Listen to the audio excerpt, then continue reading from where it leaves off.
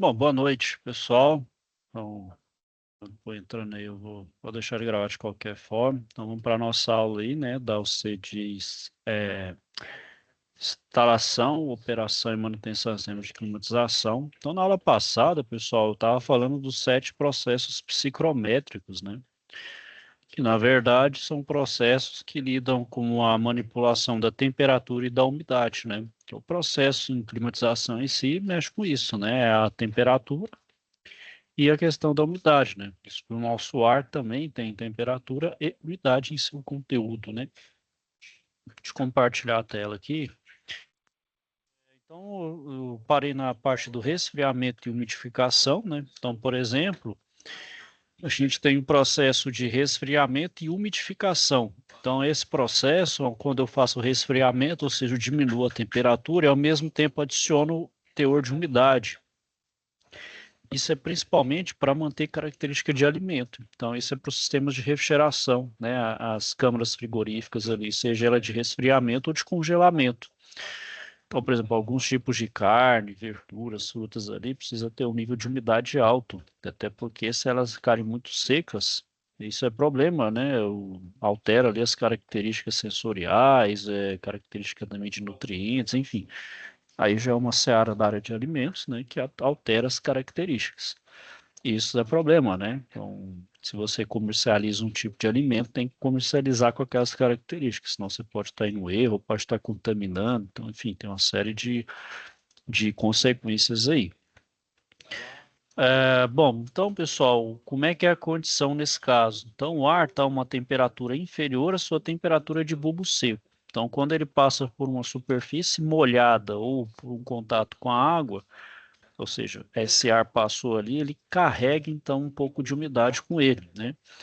E isso ocorre de forma isentálpica, ou seja, é a mesma energia tendendo à sua saturação, né? Então o ar tende a saturar a sua umidade relativa, né? Que a gente vê aqui nesse processo. É de forma isentálpica, porém aumenta a sua saturação, né? Esse resfriamento, pessoal, ocorre com maior intensidade na região aqui centro-oeste, né? A gente tem aqui uma incidência de baixa umidade relativa do ar, né? Então, a gente aqui nessa época do ano mesmo, a gente já está na tendência ali, viés de baixa de umidade relativa do ar, né? E já lugar que tem umidade já relativa já alta, né? Então, por exemplo, região litorânea, né? Região norte ali, né? Principalmente na região amazônica, você vai ter uma incidência maior de umidade, então você não vai ter tanto esse efeito, né, de perder ali umidade. Você não vai ter tanto essa necessidade de se aumentar o teor de umidade, por exemplo, do local, visto que naturalmente o ambiente já tem aquela umidade, né? Então, vamos dizer, de certa forma, você não corre tanto este risco. Bom, e o outro processo, pessoal, é o inverso. Então, eu vou aquecer e ao mesmo tempo umidificar, né? Então, esse processo, ele é típico das torres de resfriamento nos condensadores evaporativos, né? Então, a torre de resfriamento anda mais é a água que recebe o calor do evaporador e ela precisa, então, vamos dizer assim, se resfriar. Então, ela se resfria nas torres de resfriamento, né? Então, na torre de resfriamento, né, o ar, ele aquece, né, já que ele vai pegar o calor do ar, só que ao mesmo tempo ele se umidifica, ele pega também um pouco desse teor da água, né, de conteúdo de água, né? Então, de certa forma, na torre de resfriamento tem uma perca de massa, né, já que o ar vai para a atmosfera, ele leva um pouco dessa água, né? Eu tenho que ter aquele controle de nível, né, para não ter problema ali com relação ao abastecimento de água. E o outro estado aí, pessoal, é o de aquecimento e desumidificação. Não é uma corrente de ar através de um desumidificador químico, né? Então é um processo pelo qual eu realmente preciso retirar, né? Eu preciso aquecer e ao mesmo tempo retirar a umidade. Aí nesse caso eu utilizo uma substância higroscópica, né? Então, por exemplo, quem já viu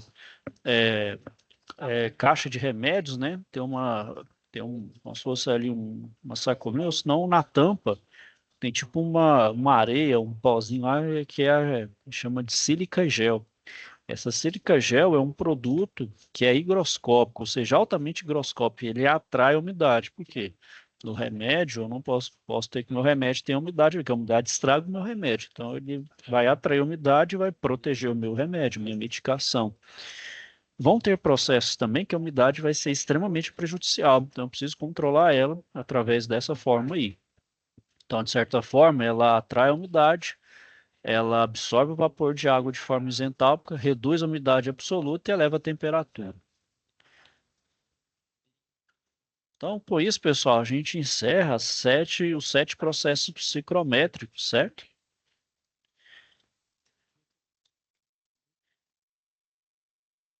Ah, bom, pessoal, opa, boa noite aí, tá tudo bom aí? Tá me ouvindo?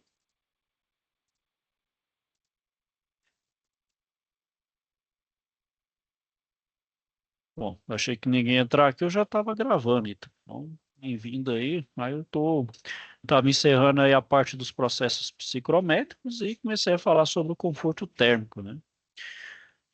Bom, então a razão de ser, né, do meu sistema de climatização é o quê? É retirar calor, principalmente umidade, para atingir o chamado conforto térmico, né?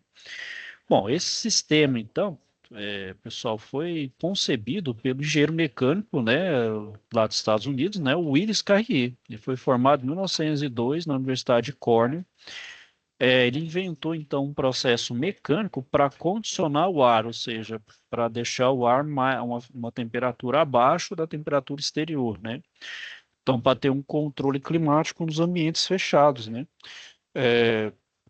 Então, na época, teve várias tentativas de se tentar condicionar o ar, né? Mas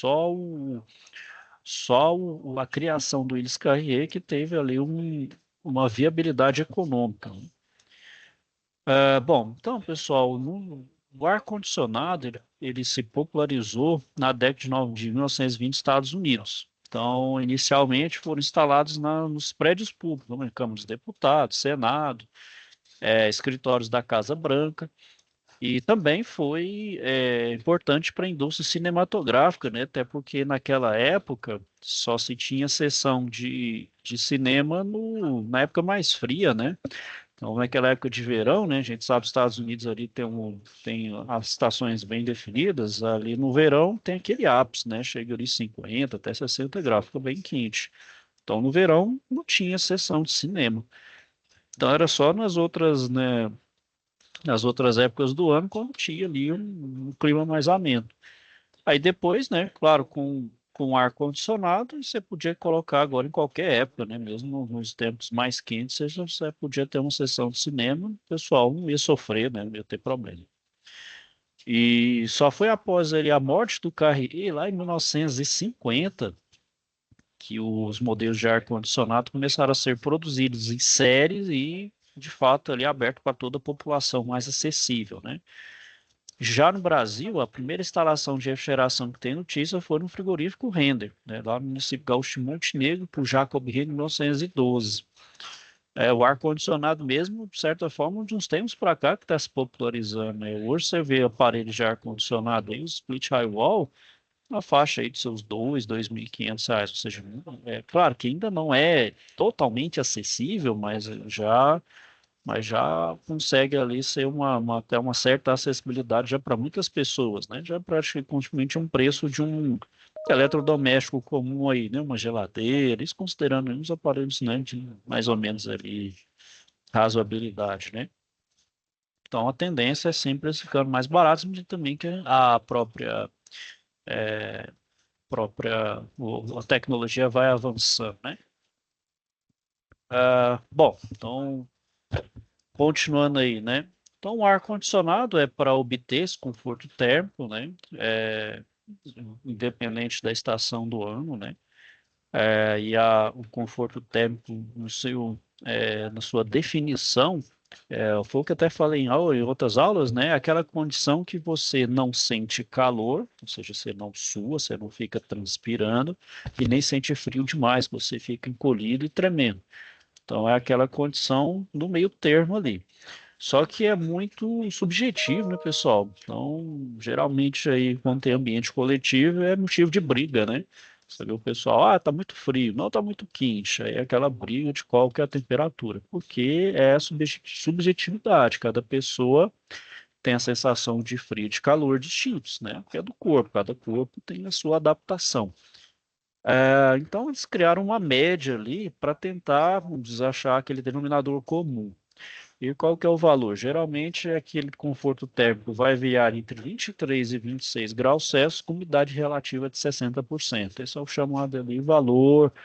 É um valor, né, que você não pode nem levar muito em consideração assim como universal, até porque é algo subjetivo, né? Então, assim, é uma média jogada bem para cima, então, vamos dizer, suscetível a erros, né? Bom, então em 2005 entrou em vigor a norma 15.220 aqui no Brasil, né, que fala do desempenho térmico das edificações, né, da BNT. Aí ela influenciou no desenvolvimento das pesquisas, né, então sobre cada tipo de clima e adaptar os projetos a conceitos, por exemplo, fator de calor solar, ventilação cruzada e resistência térmica.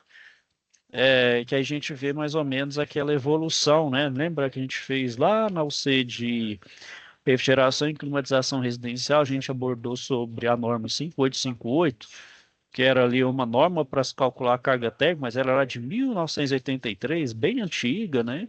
Então ali você podia estar, assim, era uma simplificação, né? Mas dava um valor razoável. Então a medida ali foi colocando alguns fatores a mais, algumas considerações em fator de calor solar, ventilação cruzada, que ajuda ali a refinar o resultado, né? Se vocês, não sei se vocês lembram lá, por exemplo, da norma, é muito fator, né? Aqueles fatores ali vamos dizer assim, é uma forma de você aproximar o resultado e dar de certa forma, você dá uma superdimensionada. Agora, com esses novos fatores, novas considerações aí, você consegue refinar melhor o resultado. Então, você dá valores um pouco mais fidedignos, um pouco mais exatos com aquilo que você está projetando. Bom, então esse é o intuito das normas, de certa forma, né? Melhorar ali a acurácia de projeto, né?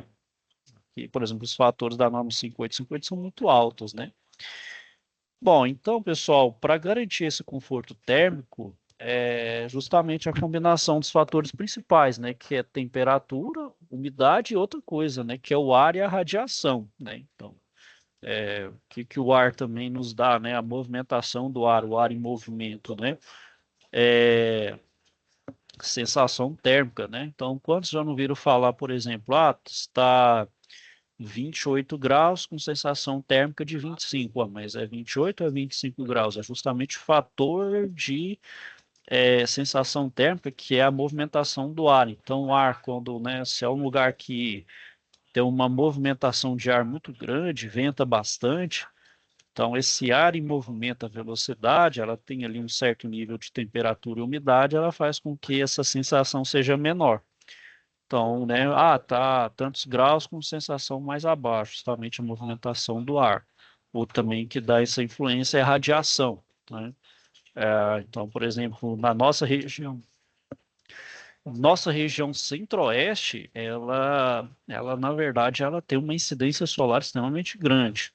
No Brasil em geral, né? Mas a nossa região centro-oeste aqui tem, no mundo, um lugar de alta incidência solar é a Austrália. A Austrália também tem uma alta incidência solar. E lá ainda tem um agravante, né? Lá tem ainda o problema de buraco na camada de ozônio. Nós fala, esse negócio de buraco na camada de ozônio é balela. Bom, porque a gente não está na nossa região, mas lá na Austrália tem. Tá falando que está recuperando, apesar que ainda tem esse buraco. E esse buraco ali é onde se incide, lá naturalmente já tem uma alta incidência solar, né? Tanto que lá é uma região bem quente também, bem seca. Tem um deserto lá também. Assim como as outras regiões desérticas, né? Deserto do Saara, nossa região centro-oeste aqui, praticamente assemelha uma condição aí de deserto, mas lá tem esse agravante, né? A incidência de raio solar e lá a incidência de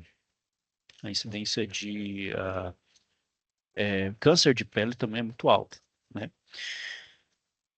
Bom, então voltando aí, pessoal, então essa combinação, ela proporciona então essas sensações agradáveis, a gente chama de zona de conforto térmico.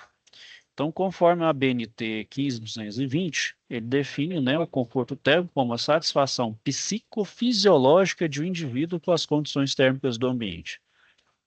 Trocando em miúdos, ainda é subjetivo. Cada um sente o conforto térmico de um jeito. Então, quando as condições de conforto térmico, né, a segunda parte da norma 16.401, então a norma 16.401, ela tem três partes, né, parte 1, parte 2 e parte 3.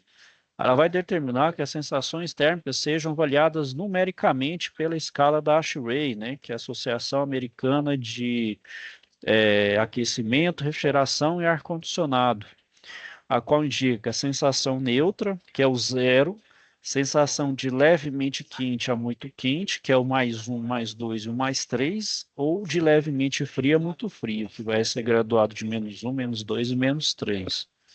E o que é considerado conforto térmico? É justamente esse meio ali, que é o zero, mais meio e o menos meio, ou seja, orbitando nesse zero aí, né? Do neutro entre o mais meio e o menos meio, que é a condição aceitável.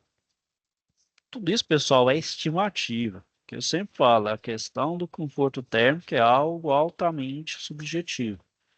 Tem gente que acha bom com 16 graus, tem gente já com 25 já está ok, 22 já está batendo queixo. Então, tudo depende da pessoa. Até eles falam também, pessoal, que esse número que eu falei lá, que é 23 e 26 graus, 60% de umidade, é uma boa temperatura até para o próprio ar-condicionado. Até porque fala, colocar no mínimo lá 16, 17 graus, o ar-condicionado vai trabalhar bastante, vai gastar muita energia, e se vocês colocassem no 22, no 23 graus ali, já era o suficiente, né? Então, a gente tem aquela falsa sensação, o ar vai gelar, vai, como diz, vai trincar. Talvez você vai estar gastando mais energia se tivesse colocado nos 22 graus.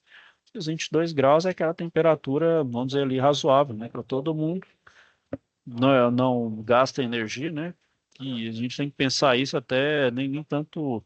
Claro, a gente pensa na nossa em condição individual, né? Por exemplo, na nossa residência, né? De uma família, um núcleo familiar menor, mas se a gente pensar coletivamente, por exemplo, corporação, lugar com muitas pessoas, né? Então eles vão começar a pensar mais nessa eficiência energética. Bom, pessoal, então esses aí são os parâmetros justamente para achar esse conforto térmico. Aí agora não é só uma vez, vamos um número só, pode ser conforme também a estação. Então, geralmente a gente baliza nas duas estações mais extremas, né, que é o verão e o inverno. Então, o verão vai ser de 22 graus e meio a 25 graus e meio, se for uma umidade relativa de 65%, ou de 23 a 26, se for uma umidade de 35%. No inverno, se for, vai variar de 21 a 23 graus e meio e umidade relativa de 60%, ou de 21 graus e meio a 24 para umidade relativa de 30%.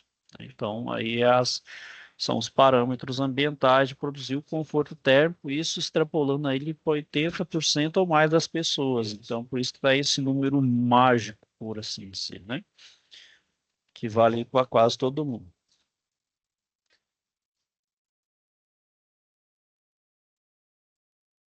Bom, e aí, pessoal, a gente vai na lógica, né? Vamos pensar no nosso corpo. Bom, nosso corpo, pessoal, nosso corpo a gente, vamos dizer, nós somos considerados animais de corpo quente, né? Então, o nosso corpo tem uma certa temperatura, essa temperatura é aquela temperatura que é essencial ali para as funções orgânicas, né, básicas, né? No funcionamento do nosso cérebro, batimento do coração, circulação de fluido, né, sangue, né, enfim, é para manter o nosso corpo mantendo, né, nossas células, tudo funcionando direitinho. Agora, o nosso corpo, então, não pode ter temperatura muito abaixo, que a gente começa a ter hipotermia. Você vê, 35 graus já é uma condição de desequilíbrio do nosso corpo. Assim como também a temperatura acima. Então, por exemplo, 38 graus, o que que acontece no nosso corpo? Febre, né? O que que é a febre? É o nosso corpo que está esquentando. Então, a febre é o nosso corpo tentando expulsar o calor. O nosso corpo está superaquecendo, né? Então, a gente tende a não ter um estado febril. Se aumentar demais, até 42,5 dá as convulsões. É um estado mais crítico do nosso corpo. Então, naturalmente, o nosso corpo regula a nossa temperatura interna, para não aumentar demais e nem baixar demais. E, claro, também depende do nosso meio. Então, por exemplo, como a gente está no Brasil, no ambiente quente, qual que é o normal? A temperatura externa está maior do que o nosso corpo. E o que que acontece com o calor, né? O calor não vai fluir sempre do corpo de maior temperatura para o de menor temperatura. Então, o calor do meio, ele tende a sair então do meio e para o nosso corpo, ou seja, esse calor ser absorvido para o nosso corpo. Só que o nosso corpo não pode aumentar a temperatura. Aí, o que que ele vai fazer? Vai usar alguma regulação. A regulação que o corpo tem é o que? A sudorese. Então, a nossa água começa a se evaporar e a sair na forma de suor. Então, sua, o nosso corpo tende ao quê? A ter como se fosse uma camada de água na nossa pele. Essa camada de água ajuda o quê? No arrefecimento, ou seja, ajuda a descer então a temperatura do nosso corpo para não aumentar. Então, que né, a gente começa a suar e tem um suor, bate um vento ali, a gente tem uma sensação térmica boa.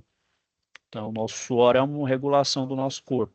Só que aí é o problema, a gente está perdendo água, a gente está se desidratando. Então, a gente precisa ter o equilíbrio de água, né? O equilíbrio a gente chama de equilíbrio de eletrólitos, né? Então, é isso que faz no calor, né? Quando a temperatura está mais quente, a gente usa roupas mais leves, com cores mais chamativas, né? Então, a roupa mais branca, ali, uma roupa com cor mais viva, para que a luz do sol reflita mais e a gente não absorva tanto. Então, a gente usa roupa mais leve. Aí no frio, né, pessoal, é o contrário. Aí, por exemplo, no frio, a temperatura do meio está menor e o nosso corpo está mais quente. Então, o que que é a tendência? É o calor do nosso corpo sair do nosso corpo e ir para fora. Aí a gente vai tender o que? A diminuir a nossa temperatura. Aí, se diminuir demais, o que que vai acontecer? A gente vai ter hipotermia. A hipotermia, né, leva fatalmente a óbito. Então, o nosso corpo tem uma forma de regular isso naturalmente. Então, o que que é? A gente começa o tremor de frio, nada mais é que o nosso corpo meio que se encolhendo. Então, a gente tem aqueles arrepiaços, no nosso corpo fica arrepiado, é o que? É os poros se fechando, para evitar o que? Que o calor do nosso corpo vá para fora. Então, a gente meio que se protege. Porém, para proteger melhor ainda, a gente usa roupa fechada. O quê? Uma roupa fechada que é o quê? Isolante.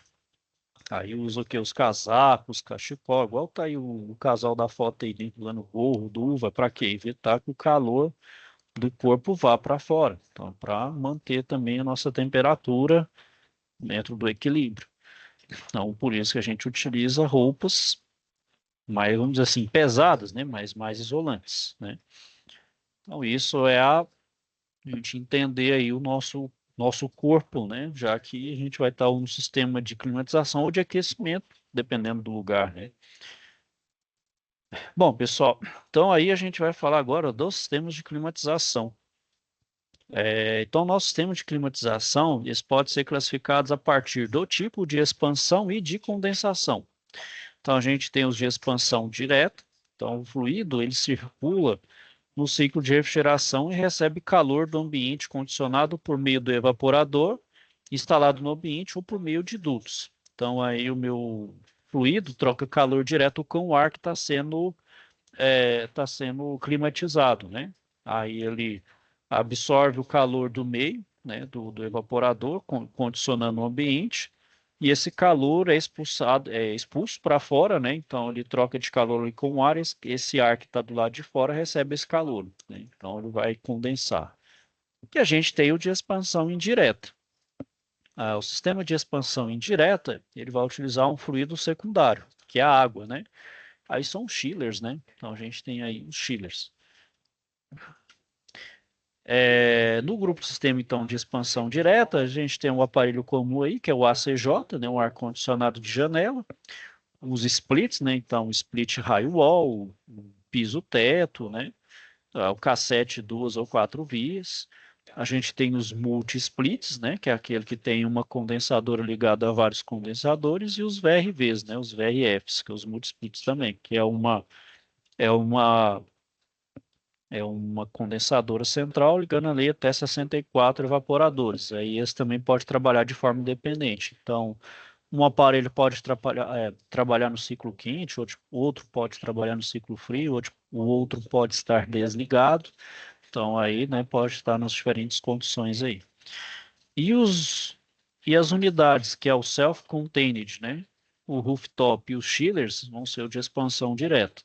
Esses aí já são sistemas de maior porte, você vai ver mais aplicados aí nas áreas comerciais, né? Então shoppings, supermercados, né? Grandes edifícios, né? Então você vai ver mais aplicado nessas grandes áreas aí. Quanto ao tipo de condensação, pessoal, essa condensação pode ser a ar, a água ou ainda condensação evaporativa, diferente basicamente na forma de troca térmica do condensador, né? Então, por exemplo, esse que a gente tem típico aí dos nossos aparelhos de casa é a ar, né? Então, meu fluido tem ali a tubulação e essa tubulação vai entrar em contato com o ar ali por um fluxo cruzado. Então, troca, por exemplo, o calor da água, ou perdão, do fluido com o ar.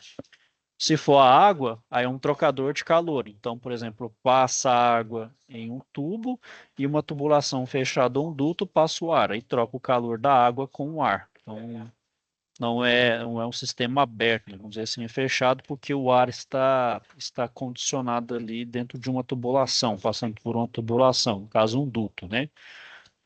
Passa ali com o ar, troca o ar ali com a água. Então, não é aberto, igual, por exemplo, é no condensador, né, ou é no próprio evaporador, que o ar não está, vamos dizer assim, o ar não está confinado em um duto, ele está correndo, fluindo naturalmente, né, só sendo induzido por um ventilador, só fazendo a movimentação dele natural. Bom, pessoal, então, como eu falei, né, os de condensação a ar é realizado para o ar ambiente, então, de maneira natural ou forçada. O sistema natural é aquele da geladeira, né? Então, a geladeira a gente vê aquele condensador, não tem que ter uma área grande, porque não tem nenhuma condução forçada de ar. Então, ali eu preciso que eu sou dependente, então, esses refrigeradores de um lugar que favoreça o fluxo de ar natural. Por isso que é a convecção natural. E nesse caso eu preciso de uma área grande. Por isso que os condensadores de refrigeradores é muito grande, é quase do tamanho da própria geladeira. Ou se não, se eu quiser diminuir essa área de troca de calor, eu vou forçar essa convecção, ou seja, eu vou induzir um fluxo de ar passar ali. Então, eu vou diminuir o tamanho do condensador e forçar esse ar passar ali. Então, quando eu forço esse ar a passar naquela região, eu diminuo, não preciso então de uma área, né? Eu não dependo de um fluxo de ar natural, já que eu estou forçando uma área ali de ar, daí eu vou diminuir, é o que vê nos nossos sistemas de ar-condicionado, né? E o condensador, você vê o ventiladorzinho lá, pode ser de frontal ou aquele vertical, né? Que aí você vê o ventiladorzinho levantando o ar para cima, né? Bom, e já na condensação a água, vai ser um trocador de calor. O trocador de calor pode ser de casco e tubo, duplo tubo ou de placas, né? A gente pode, esse aqui é o forçado, né? Então o ventilador aqui está bem atrás, ele força, então o ar vai sair lá, vai pegar lá por trás e sair aqui de frente. Aqui é um trocador de calor de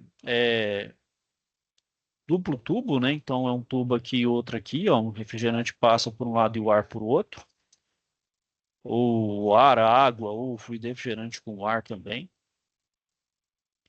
E aqui é uma torre de resfriamento, né? Que ah, na torre de resfriamento, né? Ela pega a água, então, como ela pega o calor da água, ela tá, perdão, como o ar trocou o calor com ar, então meu ar está frio e minha água está mais quente, né? Está com temperatura maior. Então, eu preciso resfriar essa água. Para resfriar ela, eu vou utilizar a torre de resfriamento. Então, eu pego a água lá para cima, é, como é que aumenta o contato da água com o ar? Eu vou, como se fosse um spray, né? Eu vou aspergir essa água como se fosse ali um spray, aumenta. Então, o ar vai entrar por baixo ali, de baixo para cima. Eu forço, então, o movimento de ar ascendente e a água vai de baixo para cima, aproveitando a gravidade. Já que ela é mais densa, ela desce. Aí, nessa troca de calor, eu vou resfriar a água, né? Só que esse ar vai roubar um pouco desse conteúdo de água, na forma de umidade. Então, esse ar sai para fora ali da torre de resfriamento com teor de umidade e essa água vai ter um pouquinho menos de massa. Então, eu preciso estar suprindo, né? Aí eu utilizo uma forma automatizada de suprir essa água, né? Então, tem que ficar repondo essa água por uma válvula de boia, né? Para ficar repondo essa água conforme a necessidade, né? Senão o meu sistema pode entrar, posso programar também meu sistema parar. Opa, não tem água.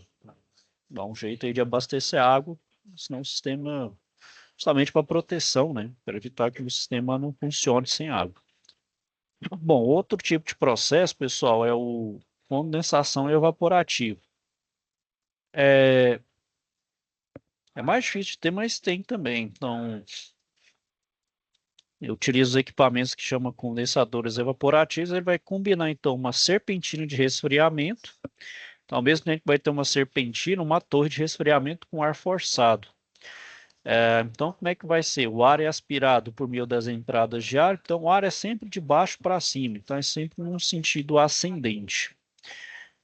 E a superfície escoando no sentido ascendente através de um feixe tubular, que vai circular o fluido refrigerante a condensar e saindo na parte superior do equipamento. Então, a superfície externa do feixe tubular permanece constantemente molhada. Então, eu jogo água ali para poder dar uma camada a mais uma camada a mais de troca de calor. Então, o escoamento do ar em contracorrente com a água causa evaporação de parte da água, como eu falei. Então, é igual a torre de resfriamento. Então, parte dessa água vai para o ar. E isso melhora o coeficiente global de transferência de calor em comparação ao tubo seco. Então, essa umidade que joga na tubulação é de propósito, para justamente melhorar essa coeficiente global de transferência de calor. Porque se eu tiver só o tubo seco, eu diminuo bastante esse coeficiente global, eu diminuo a troca térmica. E justamente o que eu quero fazer é aumentar ela, né?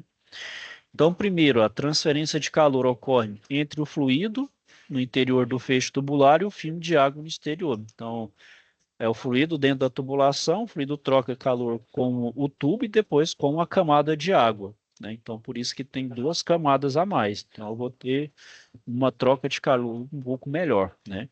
E o mesmo calor absorvido pela água vai ser transferido para a corrente de ar de duas formas: sensível, né? Que aí vai diminuir a temperatura, e latente, porque eu tenho evaporação da água. Então, eu vou ter duas formas de calor, né? Que é o sensível ali com a diminuição temperatura do ar e evaporação da água. Então, como eu falei, né, esse mecanismo de transferência de calor é o mesmo da torre de resfriamento e ela é influenciada agora pela temperatura de bulbo úmido, né, já que eu estou lidando com a umidade ali diretamente, então é influenciado por temperatura de bulbo úmido. Bom, então nesse tema de condensação é possível obter temperaturas e pressões de condensação inferiores obtidas na condensação a ar. Esse sistema aqui, pessoal, ele vai ter uma desvantagem, por exemplo, em lugares com ambiente de umidade alta, porque se meu ar já tiver com um certo nível de saturação, fica mais difícil dele ter essa troca de calor mais adequada, né? Se meu ar tiver mais seco, opa, é mais propício. Então, por exemplo, você vai ver muito mais esse tipo de tecnologia na nossa região aqui, ó, centro-oeste aqui, o desertão. Você vai achar demais em Brasília, aqui no Goiás, no Mato Grosso, né? Mato Grosso do Sul nem tanto, já está mais baixo, mas tem também uma parte mais central ali. Mas principalmente na nossa região centro-oeste, ali interior de Minas também, pode ser que você vai ver também interior de São Paulo, essa região central nossa aqui vai ter muito. Na região litorânea e na região norte vai ser menos, né, pessoal? Visto que a umidade do ar nessa região já é um pouco mais saturada, então tende ali beira os seus 70, 80, 90%, né, na boa parte do tempo. Então, não é tão vantajoso assim ter esse tipo de condensação nessas regiões. Aí, outra solução, né? Bom, pessoal, ó, qualquer dúvida, pessoal, só questiona aí, beleza? Vou só tomar água aqui, pessoal, rapidinho.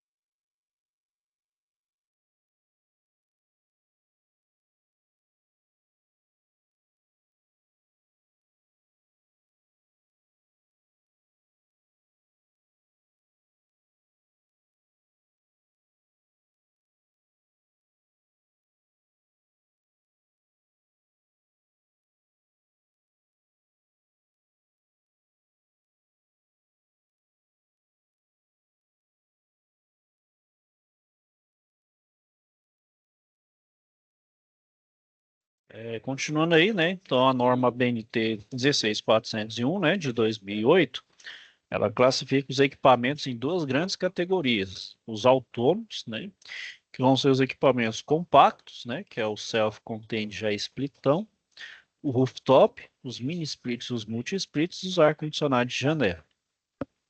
E o sistema central, que vão ser os dois grandes equipamentos aí, né, que é o central de água gelada, que são os famosos chillers, e o multi-split VRV ou VRF, né?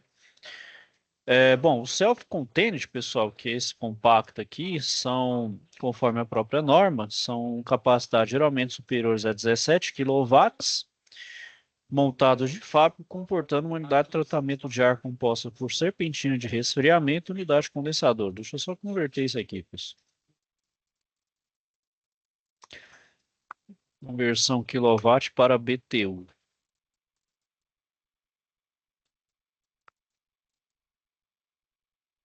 Então, 17 watts. 17 mil watts, é isso mesmo?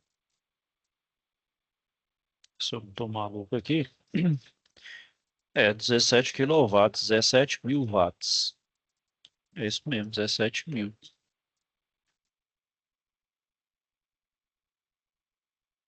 Sim, é isso mesmo. Sim. Ah, não, tá, já está em quilowatt aqui. Verdade. Então é 58 mil BTUs, pessoal. Então já está em quilowatt aqui.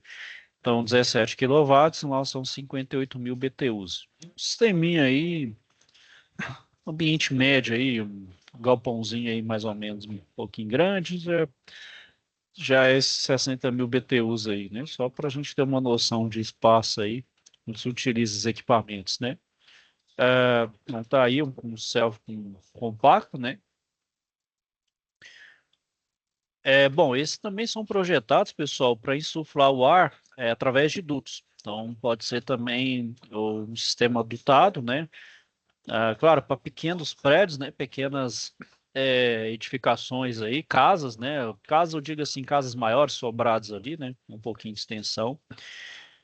E o condensador, você pode desmembrar ele do restante da instalação. Então, você pode instalar eles à distância, né? E uma variação desses equipamentos é os rooftops, né? Vão ter as mesmas capacidades operacionais, só que agora a instalação deles é lá em cima, até para uma melhor captação do ar, né? Então, você melhora tanto a captação do ar, né? Que ajuda você pegar o ar de cima para baixo, né? Você aproveita, de certa forma, a gravidade, né?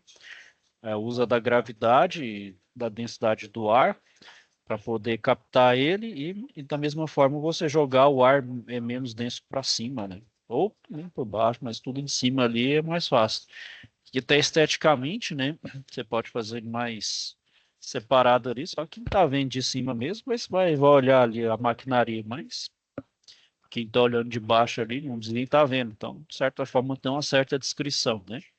Só vai exigir um pouco de cuidado do pessoal que faz manutenção, né? Então, trabalho em altura, içamento, mal cuidado ali com quedas, né? Então, só vai exigir um pouco mais do pessoal da manutenção, né? Bom, e para correta instalação, pessoal, sempre, né, seguir a instalação, seguir o manual do instalação, operação e manutenção do fabricante, né? Então, mas é um projeto único, então, não tem problema, você vai fazer ali seguindo as normas de segurança.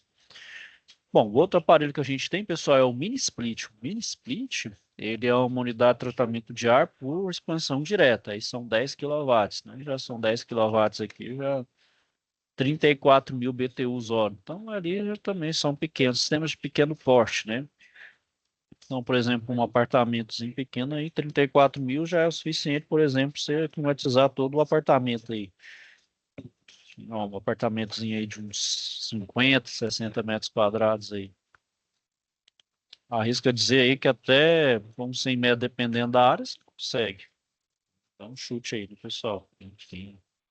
Quem puder me refutar aí, pode falar. Você fala, "Ô, pessoal, tá viajando na maionese e não tá não."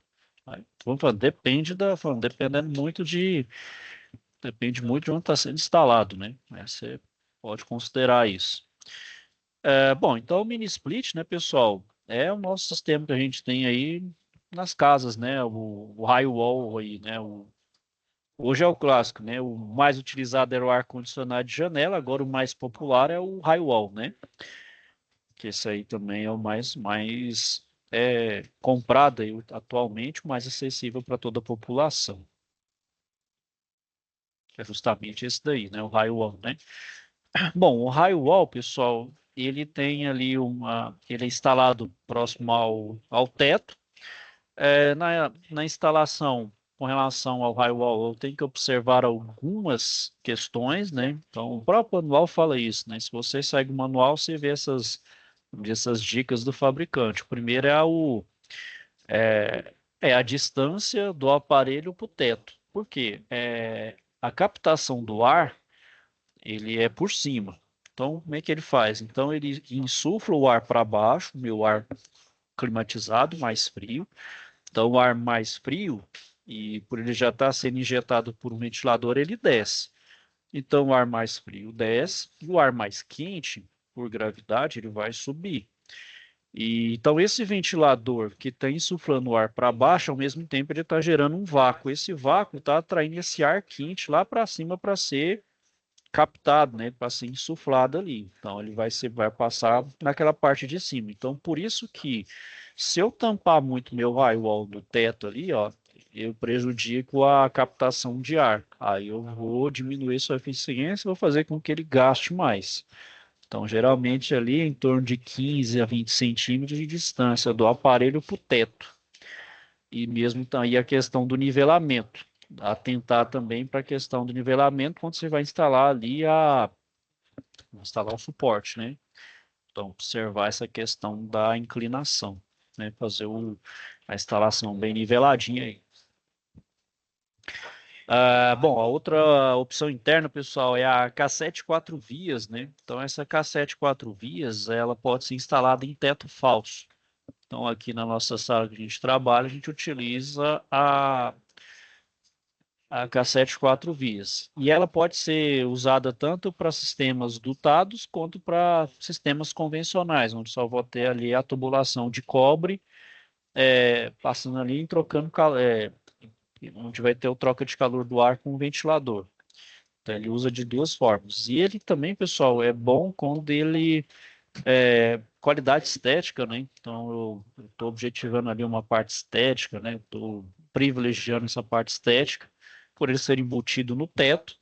Aí eu tenho que instalar bem ele no teto ali. Ah, eu falo também que ele tem um problema.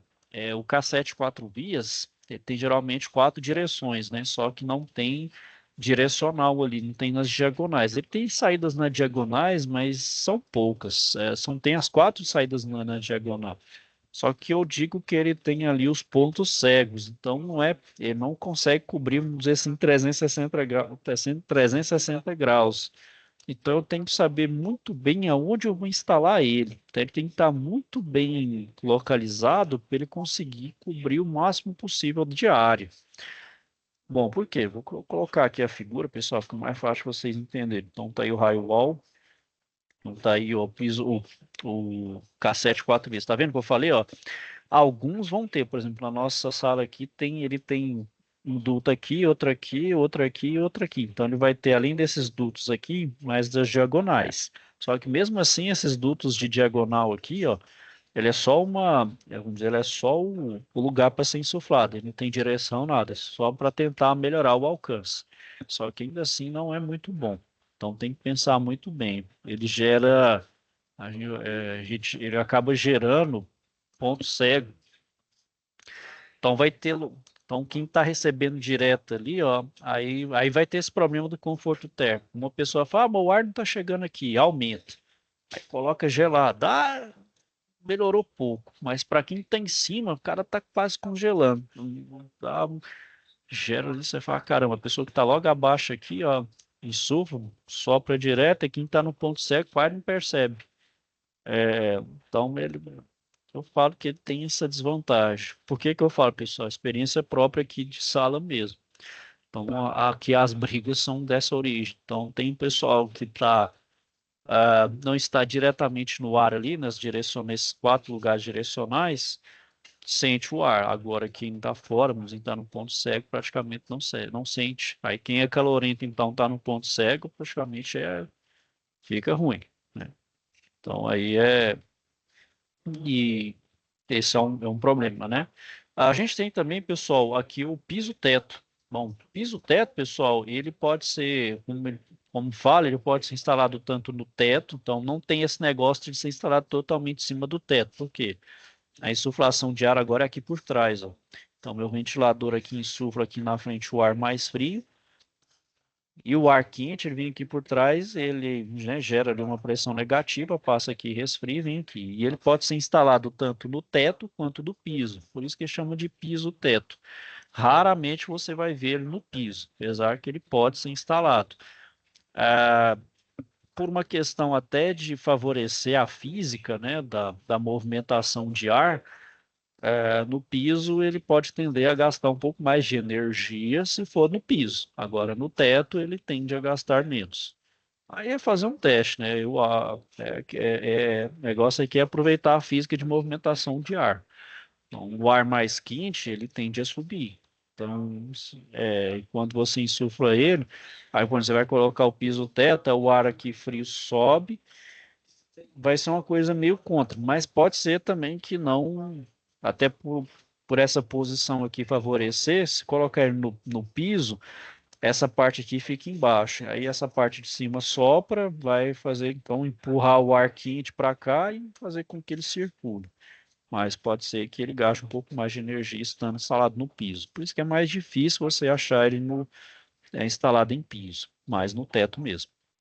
Só quando não tem condição dele ser instalado no teto. Bom, e aqui, pessoal, é o teto falso que chama, né? Teto embutido, né? Nesse caso aqui, eu vou ter que ter um sistema dutado, porque ele vai ser insuflado aqui, né? Você coloca os dutos, então você vai ter que ter aquelas grelhas de insuflamento. E isso aqui tem que ser instalado dentro de um teto, né? De uma laje. É porque isso aqui fica exposto esteticamente, não é muito bonito, né? Não fica bacana. Certo, pessoal. Bom, então era isso aí que eu queria falar com vocês aí hoje, turma. Vocês têm alguma dúvida aí, algum questionamento?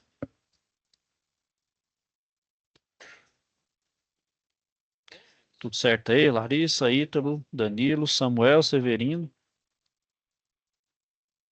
Tudo certo, Tranquilo, professor. professor. Gi. Então, é isso aí, pessoal. Ô, Severino, você veio aí, cara. Achei que você tinha me abandonado lá. Você entrou no comecinho lá. Falou, opa, o Severino me abandonou aí. Não, professor, é porque caiu a internet. Tá, brincando aqui, Severino. Tá Não, tranquilo aí. tranquilo. Tá tranquilo. Bom, pessoal, então é isso aí. Vou finalizar aqui por hoje. Se tiver alguma dúvida, então só me procurar. Bom, turma, vou desejar a vocês uma boa noite, ok? Fique com Deus e até a próxima. Boa noite, professor. Obrigado, boa Tchau, tchau. noite. Tchau, tchau, pessoal. Boa noite. Até a próxima. Alguma coisa aí, Severino? Saiu. Tchau, pessoal.